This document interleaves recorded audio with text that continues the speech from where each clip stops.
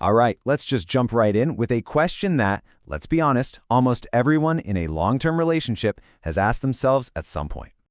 Why do we have the same fight over and over again? You know exactly what I'm talking about, right? That feeling of being stuck on a hamster wheel, a fight wheel, I guess, where you're both saying the same lines, hitting the same sore spots. It is just so draining. And the craziest part, these blow-up, recurring fights, they almost always start over something tiny, like the dishes in the sink, the tone of your voice, an unsent text, a stupid parking ticket. On the surface, it's nothing, but somehow it just explodes into this huge thing. Well, here's the thing. According to the Empathy Method, there's a really good reason for that. And this quote gets right to the heart of it. The content of your argument is a red herring. What that means is, the thing you think you're fighting about, the dishes, the text message, it's just a distraction. It's not the real issue. You're actually fighting about the wrong thing completely.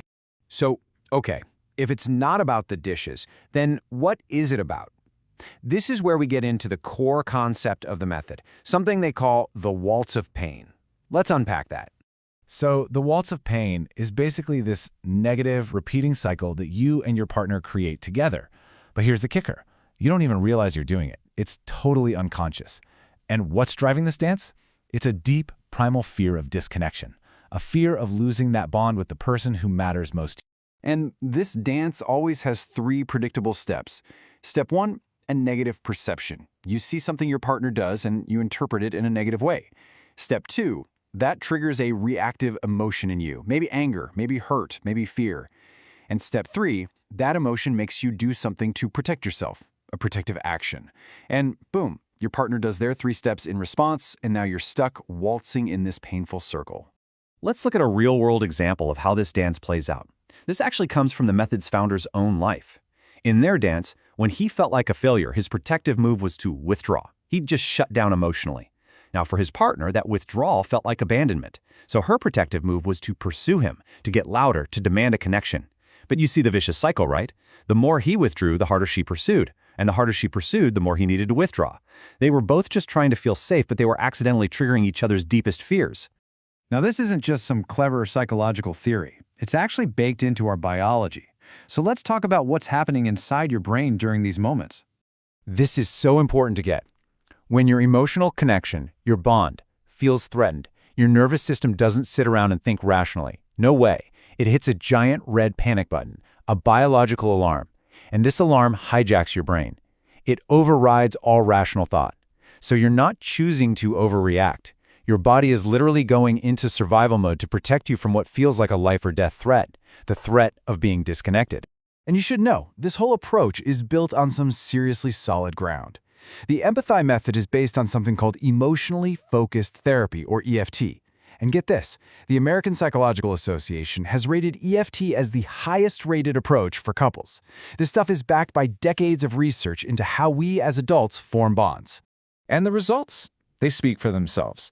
I mean, look at this number. Studies show that a whopping 86% of couples who went through EFT reported a significant positive change in their relationship. So that tells you this isn't just a hopeful idea. Change is absolutely possible when you start tackling the real problem. Okay, so we get the problem now. We see this waltz of pain. The big question is, how do you stop the music? How do you learn a new dance? Well, the method gives us some really practical tools to do just that. And the very first step, before anything else, is awareness. You just can't change a pattern if you don't even know it's happening. So you have to start by figuring out what your specific go-to protective move is when you feel that biological alarm go off. And this is a great tool for that. It's called the compass of shame. It basically lays out the 4 main survival reflexes people have. So when you feel vulnerable, what do? Do you attack yourself, beating yourself up? Do you attack your partner, blaming them? Do you withdraw, shutting down and going silent? Or do you just avoid the issue entirely? Figuring out your true north on this compass is a game changer.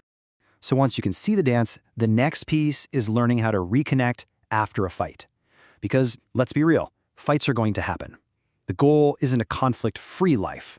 The goal is to get amazing at repairing the connection. And for that, there's a specific structured tool. It's called the RAVE tool. It's an acronym, R-A-V-E. It's a simple 4-step conversation. First, you reflect back what you heard your partner say so they know you were listening. Then you accept their reality. This is huge. It doesn't mean you agree. It just means you accept that's how they see it. Next, you validate their emotion. I can see why you would feel hurt. And finally, you explore what would help them feel better right now. Simple, but incredibly powerful. But, and this is a huge but, the order you do things in is absolutely critical. You can't just jump into a rave conversation when you're both still angry and upset. It won't work. The rule is, first, you have to co-regulate. You have to calm your nervous systems down, soothe those biological alarms first. Then you can use the rave tool, and only then can you truly reconnect. The sequence is everything. All right, all of this, it leads to what might be the biggest mindset shift of all.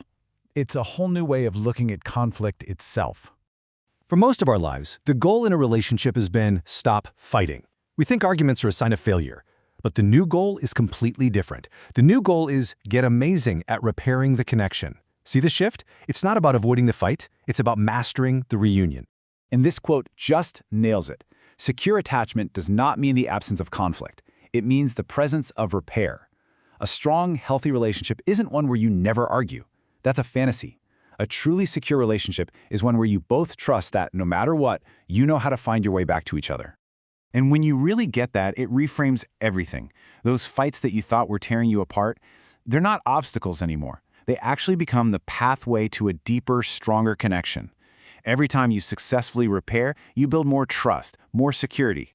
So I'll leave you with this to think about.